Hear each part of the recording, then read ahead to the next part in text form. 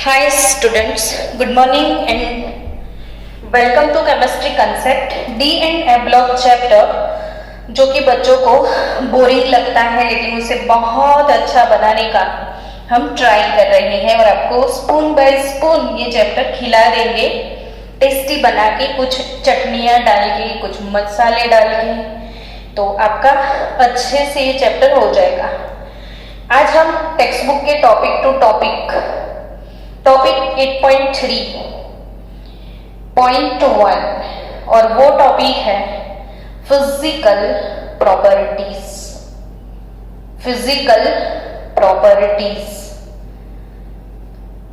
तो physical properties कल मैंने क्या सिखाया था, तो आप सोच रहे होंगे मैडम कल यही तो था। यस, लेकिन वो जनरल कैरेक्टरिस्टिक थी कि ऐसे ही कॉमन हम सीख लिए थे। आज फिर से वो चीजें टेक्स्ट बुक वाइज जा रहे हैं हम लोग कि फिजिकल प्रॉपर्टीज क्या होगी। तो कल बताया था जैसे कि all transition elements have electropositive character.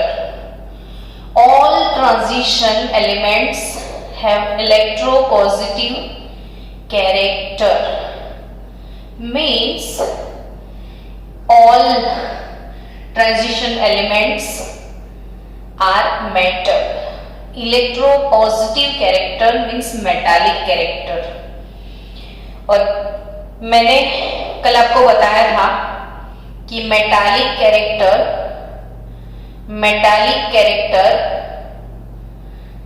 of D block element is greater than that of metallic character of S block element। हम लोग सब लोग जानते हैं कि S block जिनमें मेटल्स है और उनके पास जो मेटालिक कैरेक्टर है उससे भी ज्यादा मेटालिक कैरेक्टर ट्रांजिशन एलिमेंट्स के पास है। और इसका रीजन क्या है, तो रीजन भी कल बताया था कि जितनी भी मेटल्स है उसमें कौन से टाइप का बॉन्ड होता है, तो वो बॉन्ड होता है मेटालिक बॉन्ड। मेटालिक बॉन्ड क्या होता है, तो पॉजिटिवली चार्ज्ड कर्नल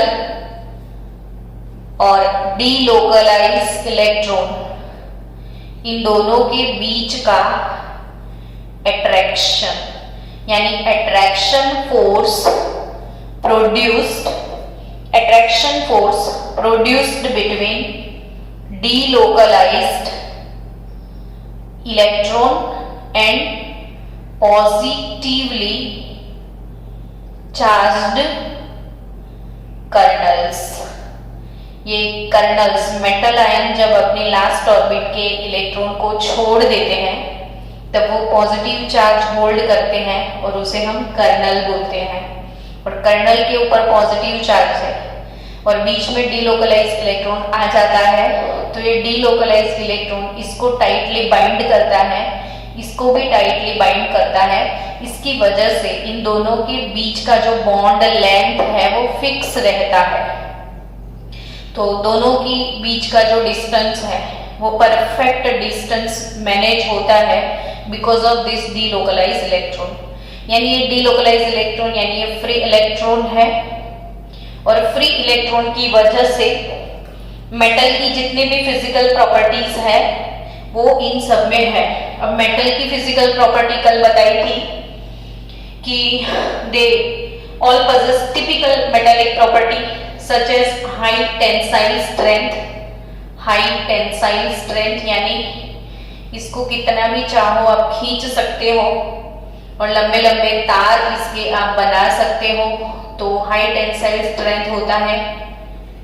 फिर डक्टिलिटी होती है, फिर मैलिएबिलिटी होती है, हाई थर्मल इलेक्ट्रिकल कंडक्टिविटी होती है, मेटालिक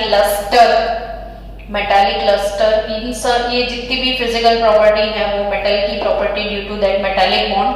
और एक चीज आपको फिर से याद करवा दूं कि मेटालिक बॉन्ड स्ट्रॉन्ग कब होता है, तो जितने डीलोकलाइज्ड इलेक्ट्रॉन ज्यादा हो, यानी सोडियम, मैग्नीशियम और एल्यूमिनियम। सोडियम की आउटर मोस्ट ऑर्बिट में एक इलेक्ट्रॉन मैग्नीशियम की आउटर मेस में 2, एल्यूमिनियम की आउटर मोस्ट ऑर्बिट में 3 इलेक्ट्रॉन, तो ये 3 इलेक्ट्रॉन ड्रॉप करता है। उसकी वजह से इसके पास डी लोकलाइज इलेक्ट्रॉन ज्यादा होते हैं, तो स्ट्रॉन्ग मेटालिक कैरेक्टर, सोडियम से ज्यादा स्ट्रॉन्ग मेटालिक बॉन्ड मैग्नीशियम का और उससे भी ज्यादा स्ट्रॉन्ग मेटालिक बॉन्ड एल्यूमिनियम का रहेगा। तो वैसे ही ट्रांजिशन एलिमेंट के लास्ट ऑर्बिट में NS2 के साथ N-1 D के भी इलेक्ट्रॉन होते हैं। तो लास्ट ऑर्बिट में बहुत ज्यादा इलेक्ट्रॉन होते हैं। D के इलेक्ट्रॉन और S के इलेक्ट्रॉन पार्टिसिपेट करते हैं डीलोकलाइज होने में। तभी जितने भी ट्रांजिशन एलिमेंट है उनके मेटालिक बॉन्ड वेरी स्ट्रॉन्ग, और due to very strong metallic bond metal के एक एटम को दूसरे एटम से सेपरेट करने के लिए आपको बहुत ज्यादा एनर्जी देना पड़ता है, यानी कि मेल्टिंग पॉइंट ट्रांजिशन एलिमेंट्स का कैसा, तो very high melting point accept zinc, cadmium and mercury. इनकी वॉलेटिलिटी काफी लो होती है, वो इजीली वॉलेटाइल हो जाते हैं क्योंकि उनमें D10 होते हैं, D10, और D10 डीलोकलाइज नहीं होते हैं because of completely filled d orbital. तभी इनका मेटालिक बॉन्ड वीक हो जाता है और उसकी वजह से इसके इलेक्ट्रॉन डीलोकलाइज नहीं हो पाते हैं। तभी इनके अंदर स्ट्रॉन्ग मेटालिक बॉन्ड नहीं है, इसलिए वो इजीली वेपर में कन्वर्ट हो जाते हैं, यानी वेरी लो मेल्टिंग पॉइंट ये सूडो ट्रांजिशन के, बाकी सबके हाई मेल्टिंग पॉइंट। चलो आज कुछ तूफानी करते हैं। अभी अब टॉपिक हमारा स्टार्ट करते हैं। ये चीजें बार बार मैं इसलिए बोल रही हूँ ताकि बार बार आप मुझे सुनोगे तो आपके लिए यूज टू हो जाएगा, आप नहीं भी पढ़ोगे तो आपको याद रह जाएगा सब कुछ।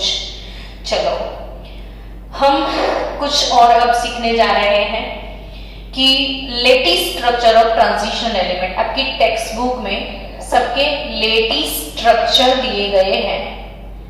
स्टूडेंट्स अभी हमने चैप्टर 1 कंप्लीट किया। चैप्टर 1 यानी कि सॉलिड स्टेट चैप्टर, और सॉलिड स्टेट चैप्टर में मैंने आपको 2 लेटिस स्ट्रक्चर सिखाए थे। क्लोज पैकिंग स्ट्रक्चर की मैं बात कर रही हूँ, क्लोज पैकिंग स्ट्रक्चर, और उसमें क्लोज पैकिंग में हमने HCP और CCP के बारे में सीखा था। क्लोज पैकिंग स्ट्रक्चर HCP और CCP।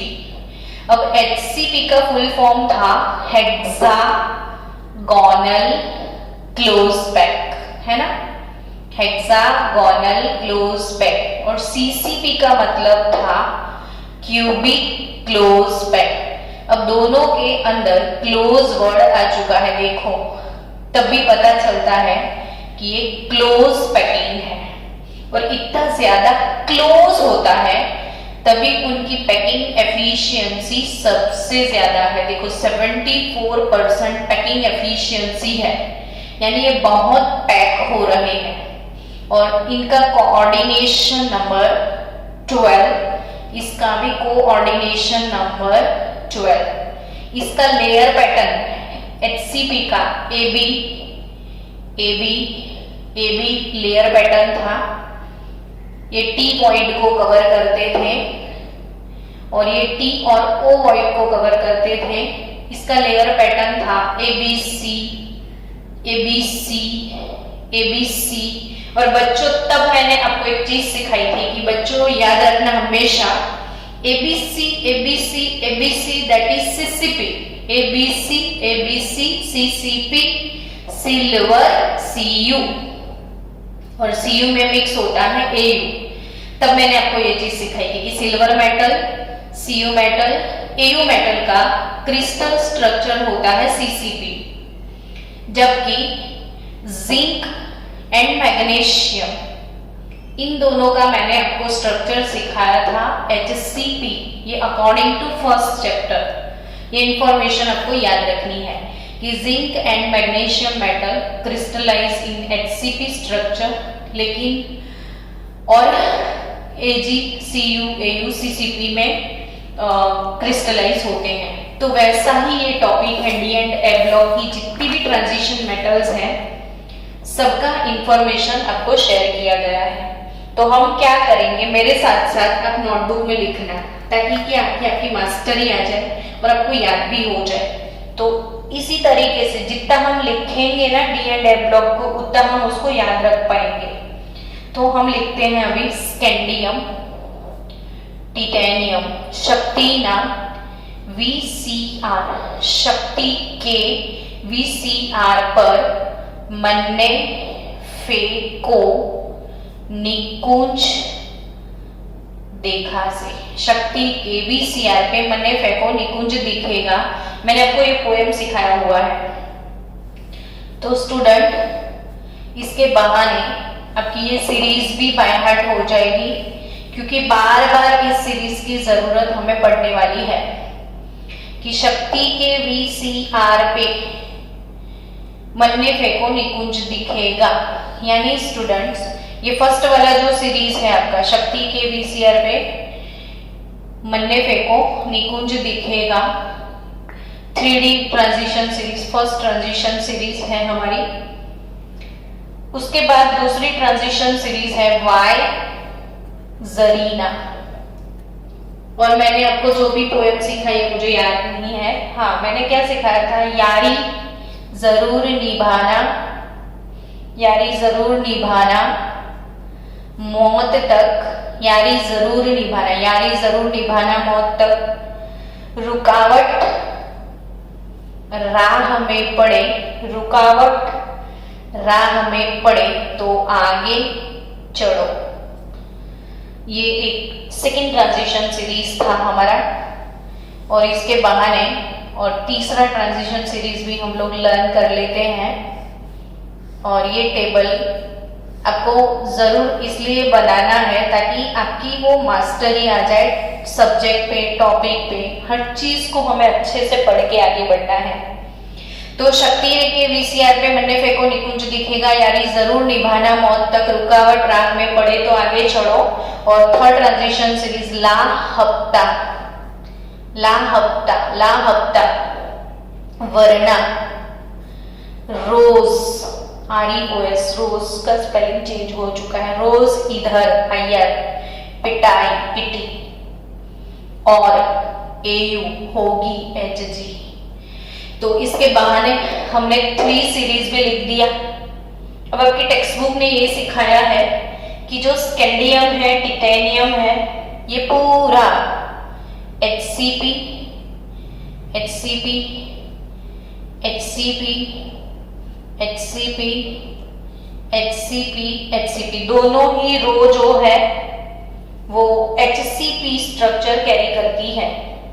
अब हेक्सागोनल क्लोज पैक के साथ साथ इनका स्ट्रक्चर BCC भी हो सकता है। कभी कभी BCC मतलब वेरिएशन आ सकता है, BCC से HCP में कन्वर्ट हो सकता है, HCP से BCC में कन्वर्ट हो सकता है।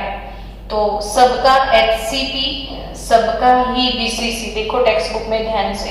तो पहले वाले जो 2 कॉलम है सबका CCP HCP दोनों पॉसिबल है इसमें वेरिएशन लैंथेनम में, और हाफनियम जो है वो BCC स्ट्रक्चर भी कैरी करता है। यानी वेरिएशन आपको मैंने सॉलिड स्टेट चैप्टर में सिखाया था कि सीजियम क्लोराइड से सोडियम क्लोराइड के स्ट्रक्चर में भी जा सकते हो और सोडियम क्लोराइड से सीजियम क्लोराइड में आ सकते हो by applying pressure and temperature. तो वैसे ही फिर 2 कॉलम बचे हैं बाजू वाले, वो सब BCC। देखो इनकी सबकी मेटल पैटर्न है BCC।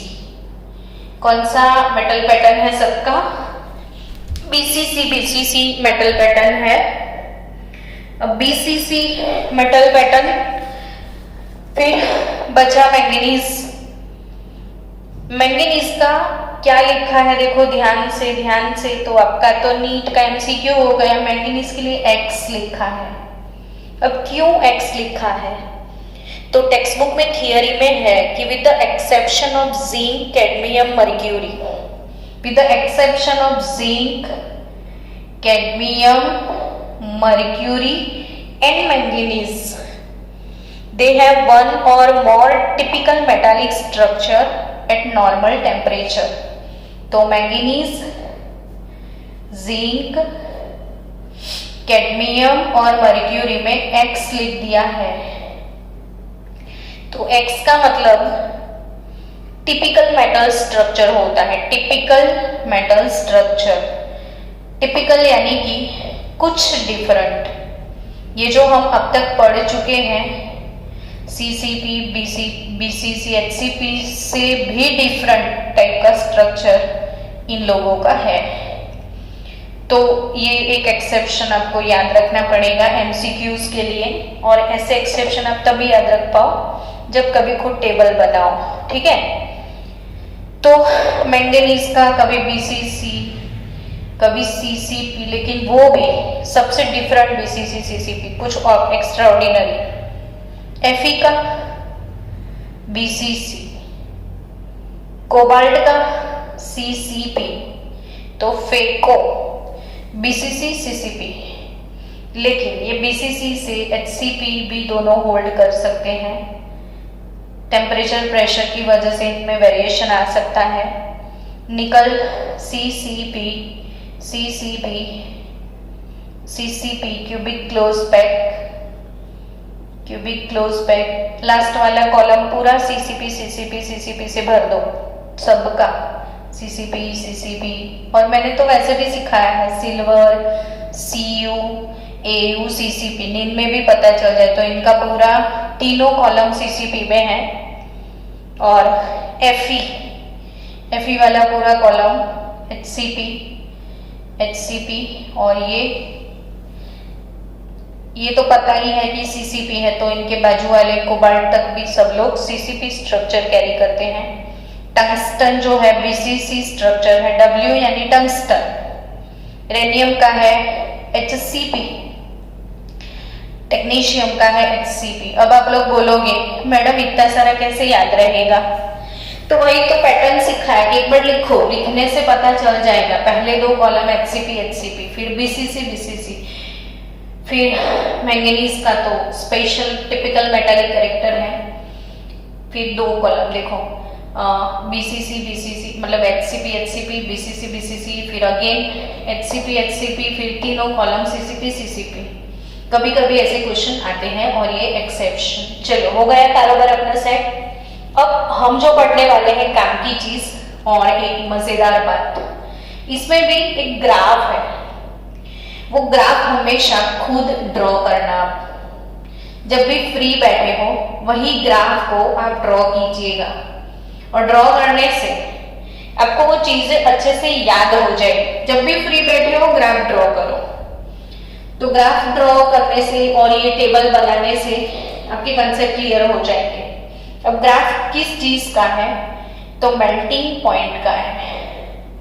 मेल्टिंग पॉइंट 10⁻³ पावर के 10⁻³ केल्विन के रेफरेंस में है सबका मेल्टिंग पॉइंट, यानी 1 × 10⁻³ केल्विन, 2 × 10⁻³ केल्विन, 3 × 10⁻², यानी 1000, 2000, 3000 केल्विन की बात है। 4000 केल्विन तक है। मेटल है ना, इनका मेल्टिंग पॉइंट हाई है, तो 1000, 2000 में ही रहेगा। चलो ये बात सीखने को मिली ना, ग्राफ ड्रॉ करते हैं। ये 1000, 2000, 3000, 4000 केल्विन की बात है।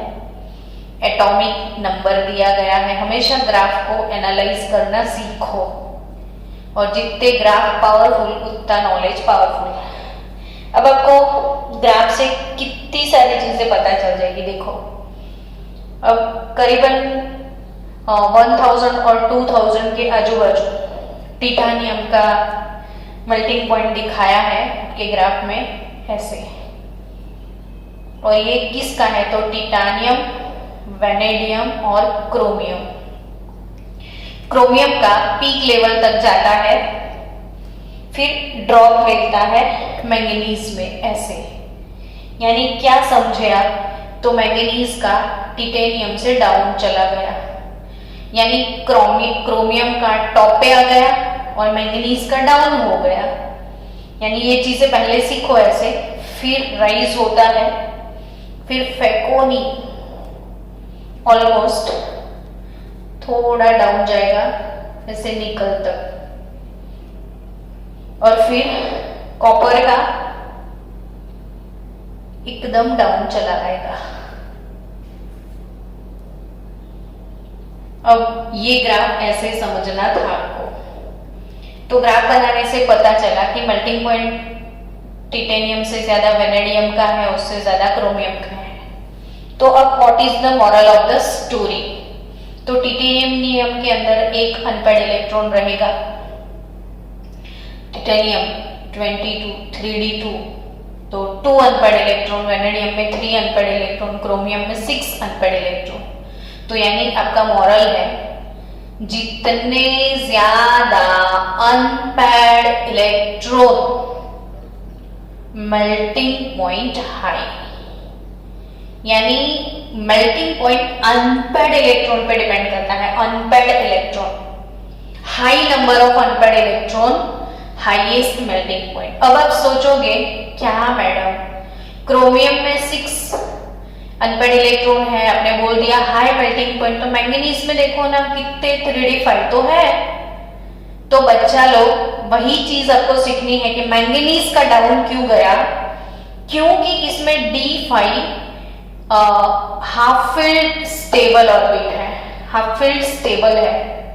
तो जिसमें हाफ फिल्ड या फुल्ली फिल्ड डी ऑर्बिटल होते हैं वो स्टेबिलिटी गेन करते हैं। ऐसा बहुत बार मैंने सिखाया है। जो fully filled, zinc fully filled है और मैंगनीज हाफ फिल्ड है, तो तभी ये दोनों स्टेबल कॉन्फ़िगरेशन में है, और इसकी वजह से इनका स्टेबल कॉन्फ़िगरेशन होने की वजह से जो डी के इलेक्ट्रॉन है वो मेटालिक बॉन्ड में पार्टिसिपेट नहीं करते हैं। डी इलेक्ट्रॉन मेटालिक बॉन्ड में पार्टिसिपेट नहीं करेंगे, और मेटालिक बॉन्ड में पार्टिसिपेट नहीं करेंगे तो मेटालिक बॉन्ड स्ट्रॉन्ग नहीं होगा, और मेटालिक बॉन्ड स्ट्रॉन्ग नहीं होगा तो मेल्टिंग पॉइंट लो हो जाएगा, है ना। तो अभी आपको याद रखना है हाईएस्ट सीआर का है इसमें। चलो दूसरी बात, अब दूसरा ग्राफ। तो और एक चीज सीखने मिलेगी आपको कि ये हमारी 3D ट्रांजिशन सीरीज, फर्स्ट वाला ट्रांजिशन सीरीज है जिसका ये मेल्टिंग पॉइंट रेंज है। तो 3D से 4D का, यानी ये वाली सीरीज से ये वाली सीरीज का मेटालिक बॉन्ड स्ट्रॉन्ग होता है, और इससे इसका मेटालिक बॉन्ड और भी स्ट्रॉन्ग होता है। यानी highest melting point 5D series के होंगे। और एक एमसीक्यू हो गया, 3D से ज्यादा मेल्टिंग पॉइंट 4D के, और 4D से ज्यादा मेल्टिंग पॉइंट 5D के। तो फिर से 3D से ज्यादा 4D के, 4D से ज्यादा 5D के। वैसे भी आप लोग जानते हो, कोई भी ग्रुप में आप टॉप टू बॉटम जाते हो, कोई भी ग्रुप में आप टॉप टू बॉटम जाते हो तो मेटालिक प्रॉपर्टी इंक्रीज होती है। याद आया चैप्टर नंबर 3?